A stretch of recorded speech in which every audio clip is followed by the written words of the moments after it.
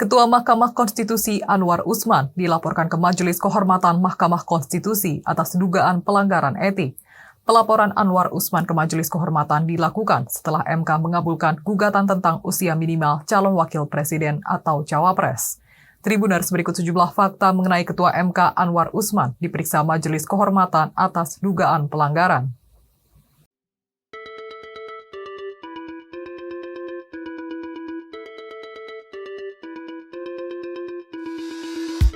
Terkait pelaporan Hakim MK ke Majelis Kehormatan MK, Anwar Usman diperiksa pada Selasa 31 Oktober 2023.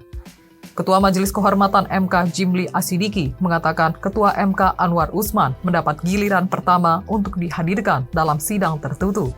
Jimli Asidiki menegaskan semua Hakim MK dihadirkan dalam sidang dugaan pelanggaran kode etik. Anwar Usman mengaku baru tahu bahwa dirinya satu-satunya hakim konstitusi yang akan diperiksa 2 kali oleh Majelis Kehormatan MK soal dugaan pelanggaran etik. Hal itu disampaikan Anwar Usman ketika ditanya mengenai tanggapannya menjadi hakim konstitusi yang diperiksa paling banyak dibandingkan hakim lainnya. Ia juga tidak ambil pusing ketika dimintai tanggapan soal dirinya menjadi hakim yang paling banyak dilaporkan soal dugaan pelanggaran etik belakangan ini. Sebagai informasi, dugaan pelanggaran kode etik ini mengemuka setelah MK yang diketuai ipar Presiden Joko Widodo, Anwar Usman, mengabulkan gugatan terkait syarat usia calon presiden dan calon wakil presiden pada Senin 16 Oktober 2023. Dalam putusan nomor 90/PUU-21/2023, MK merumuskan sendiri norma bahwa seorang pejabat yang terpilih melalui pemilu dapat mendaftarkan diri sebagai capres-cawapres walaupun tak memenuhi kriteria usia minimum 40 tahun. Putusan ini memberi tiket untuk putra sulung Jokowi yang juga keponakan Anwar Usman, Gibran Rakabuming Raka, untuk melaju pada pemilihan presiden 2024 dalam usia 36 tahun berbekal status wali kota Solo yang baru disandangnya hampir 3 tahun. Ketua Mahkamah Konstitusi Anwar Usman merespon santai ketika ditanya soal ia paling banyak dilaporkan ke Majelis Kehormatan Mahkamah Konstitusi dibandingkan hakim MK lainnya. Menurut Anwar, wajar jika ia paling banyak dilaporkan ke MK-MK karena ia merupakan Ketua MK.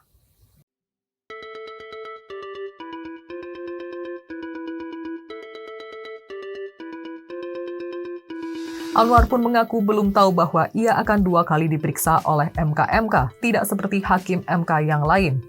Anwar Usman akan diperiksa 2 kali oleh MK-MK sebelum keputusan dibuat paling lambat 7 November 2023. Sebab dalam 18 laporan dugaan pelanggaran kode etik hakim konstitusi yang diterima MK-MK sejauh ini, nama Anwar Usman mendominasi. Informasi itu pun dibenarkan Ketua MK-MK Jimli Asidiki seusai sidang pendahuluan dengan 9 hakim konstitusi pada Senin 30 Oktober 2023 sore. Menurut rencana, MK-MK akan membuat keputusan terkait dugaan pelanggaran kode etik Ketua MK Anwar Usman dan hakim konstitusi lainnya paling lambat pada 7 November 2023. Hal itu dimaksudkan agar putusan etik itu tidak melebihi tenggat pengusulan bakal calon presiden wakil presiden pengganti yang dijadwalkan Komisi Pemilihan Umum Republik Indonesia, yakni paling lambat 8 November 2023. Jimli Asidiki menyampaikan bahwa pihaknya memang menerima permintaan dari pelapor supaya dapat memutus perkara etik ini secara cepat sebab proses pencalonan presiden wakil presiden di KPU RI masih bergulir. Sebagai informasi, menurut Peraturan MK Nomor 2 Tahun 2023, sebetulnya MK-MK memiliki waktu kerja 30 hari. Namun Jimli meyakini bahwa mereka dapat tetap bekerja dengan teliti dan cermat dalam kurun waktu yang lebih cepat dalam sepekan ke depan. Keluarga besar Presiden Jokowi menjadi pembicaraan di seluruh Indonesia pasca putusan Mahkamah Konstitusi nomor 90/PUU-21/2023 dibacakan. Bahkan kini istilah Mahkamah Keluarga menyeruak di kalangan masyarakat Indonesia.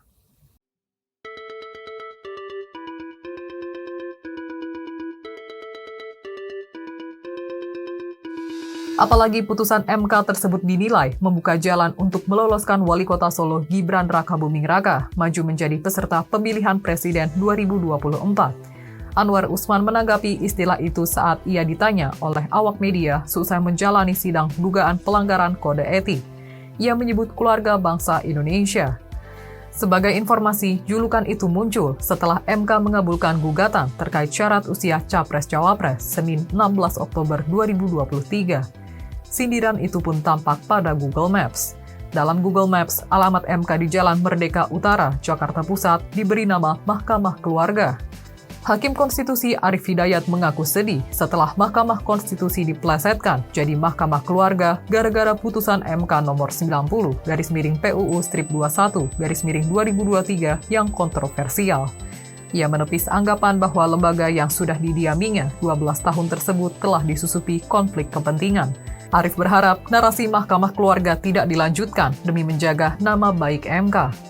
Apalagi MK akan berperan krusial dalam tahun politik selaku pengadil sengketa atau perselisihan hasil pemilu.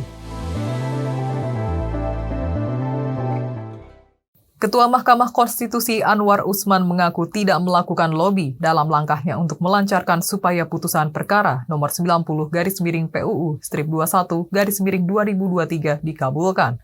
Bantahan itu disampaikan Anwar Usman seusai menghadiri sidang dugaan pelanggaran kode etik di Gedung MK, Jakarta, Selasa 31 Oktober 2023.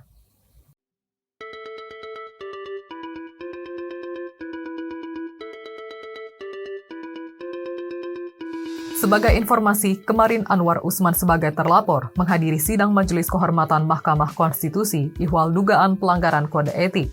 Saat ditanya soal apa saja yang ditanyakan MK dalam pemeriksaan, Anwar Usman tidak mengungkapkan secara jelas.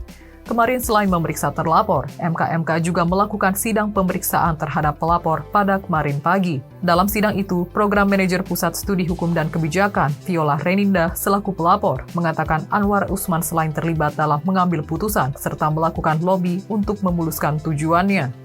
Sementara itu, Anwar mengaku tidak ambil pusing dengan pernyataan Hakim Konstitusi Arief Hidayat yang melontarkan ide bahwa komposisi 9 Hakim Konstitusi saat ini perlu dirombak guna mengembalikan martabat MK. Menurutnya, apakah usul itu bisa dilaksanakan atau tidak tergantung pada putusan Majelis Kehormatan Mahkamah Konstitusi yang saat ini sedang melangsungkan pemeriksaan terkait laporan dugaan pelanggaran etik. Menurutnya, apakah usul itu bisa dilaksanakan atau tidak tergantung pada putusan Majelis Kehormatan Mahkamah Konstitusi yang saat ini sedang melangsungkan pemeriksaan terkait laporan dugaan pelanggaran etik. Ditanya apakah dirinya setuju dengan usul Arief, Anwar menyebut bahwa persoalan itu bukan perkara persetujuannya.